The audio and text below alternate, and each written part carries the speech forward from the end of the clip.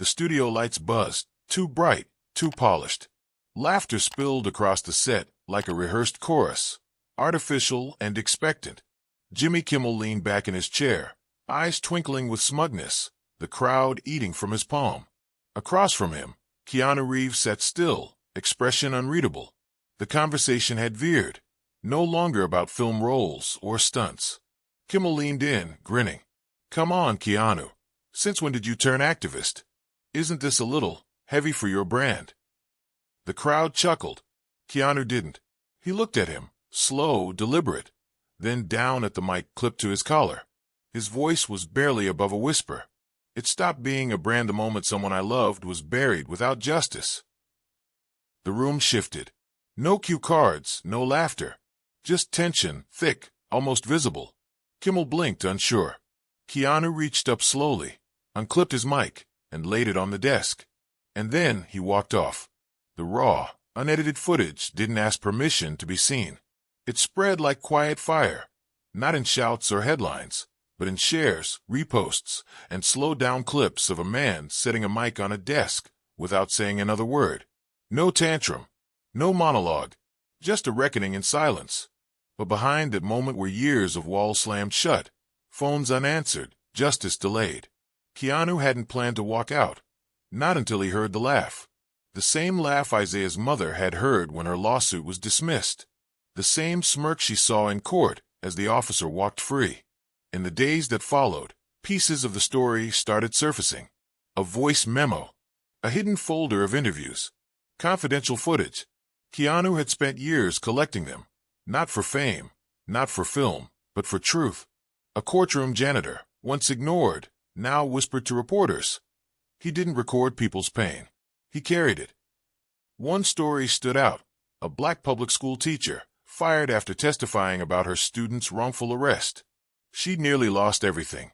Then, without press or press release, a grant showed up to cover her legal fees. She never knew who sent it, until she watched Keanu place that mic down. In a small room in Atlanta, a father of 3 stared at the TV, lips trembling. "He remembered Isaiah," he murmured, "even when we were told to forget." Then came the statement, not from Keanu, but from the production assistant who had handed him the mic that night. "He told me not to adjust the levels, said the silence would speak louder." That assistant was fired 2 days later. Her NDA leaked 3 weeks after that. Dialogue brief but piercing. Reporter, "Why didn't you speak out sooner?" Former producer, quietly, "Because we didn't think he'd stay. And then he stayed longer than all of us." The silence cracked something open, not just in viewers, but in those who'd looked the other way. People started asking questions about Isaiah, about the missing footage, about why the documentary was dropped in post. Journalists revisited old cases. Law students quoted the Confrontation in ethics essays. Executives scrambled. Narration. Justice didn't roar in. It seeped, slow and relentless, into the cracks of polished lies. The confrontation wasn't a climax. It was a doorway. And as Keanu disappeared from the spotlight, the story he carried began to step into it. The room was colder than it looked on camera. Keanu sat alone at the witness table. No entourage, no opening statement. Just a single folder in front of him, worn at the corners. Behind him, a packed room of aides, reporters, and survivors, some with quiet tears, some with clenched jaws. The senators asked questions, half curious, half cautious. He answered each one without theatrics. A senator cleared his throat. "Mr. Reeves, are you implying widespread racial bias in law enforcement?" Keanu didn't flinch. "I'm not implying anything. I'm repeating what the dead can't." Gasps weren't audible, but the shift was. Screens lit up with quotes. Hashtags formed mid-session. A week ago, he was an actor gone rogue. Now he was the voice of the voiceless. The narrative had flipped. Then came the second blow. An unedited clip leaked by a former intern. It wasn't just Kimmel. The network executives laughed as he rehearsed the segment. "Let's see if the sad Keanu bit works tonight," one said.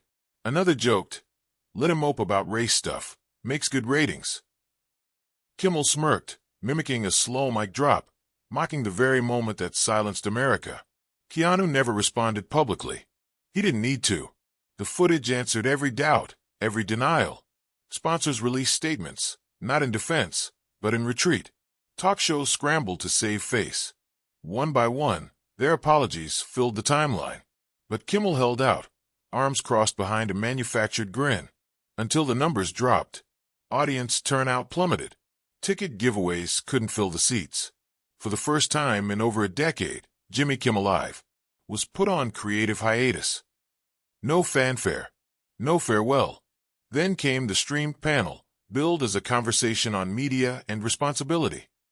It was clear from the start, this wasn't mutual. Kimmel was trying to reclaim control. Keanu was already beyond it. They sat across from each other. No desk. No cue cards. Just two chairs. A nation watched. Kimmel's voice cracked first. I didn't mean to offend you. Keanu looked at him, calm, measured. That's the problem. You didn't mean to, and you still did. There was no applause. Just silence. It lingered, heavier than any punchline ever delivered. Narration. It wasn't vengeance. It wasn't a takedown. It was truth, undiluted, finally heard in a room built to distract. And truth doesn't apologize. It just waits for the world to catch up. The studio lights never flicked on again. Jimmy Kimmel Live was never officially canceled. It just faded, like applause that never came back. Whispers circled about a podcast deal, some digital comeback. But every meeting ended the same way. A silent nod from an advertiser, a quiet decline. His name still held weight, just not the kind people wanted to carry. One night, Kimmel sat on his couch alone. The apartment was dim, except for the flicker of his laptop screen. He replayed the clip, Keanu removing the mic, the stunned hush, the quiet that swallowed his stage.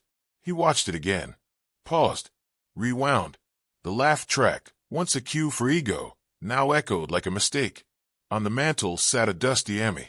On his phone, an unread message from his daughter. Underneath the clip online, one comment held his stare. We saw you. We won't forget. Keanu, meanwhile, disappeared from headlines.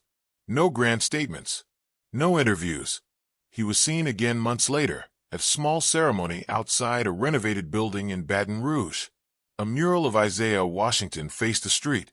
The art center named in his honor stood quiet, no press, just families, paint-splattered kids, and folding chairs. A boy stood near Keanu, staring at the plaque. Did he really die for this to happen? The boy asked softly. Keanu knelt eye level. He lived for this to happen. The rest, they just didn't stop him.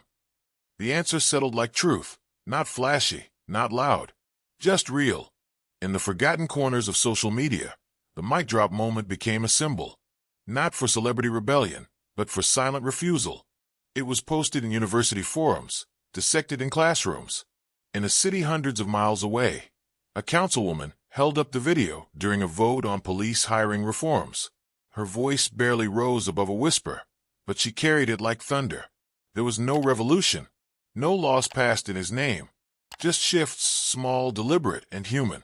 In Keanu's home office, a single photo sat on the desk. Isaiah smiling. Beneath it, a plaque etched in silver. Truth doesn't need applause. Keanu once said nothing at all. And still, the world heard him. His final thought, barely audible even to himself. Silence isn't weakness. Sometimes, it's the loudest thing we've got. Outside, wind passed through the trees. No headlines. No cameras. Just the echo that stayed.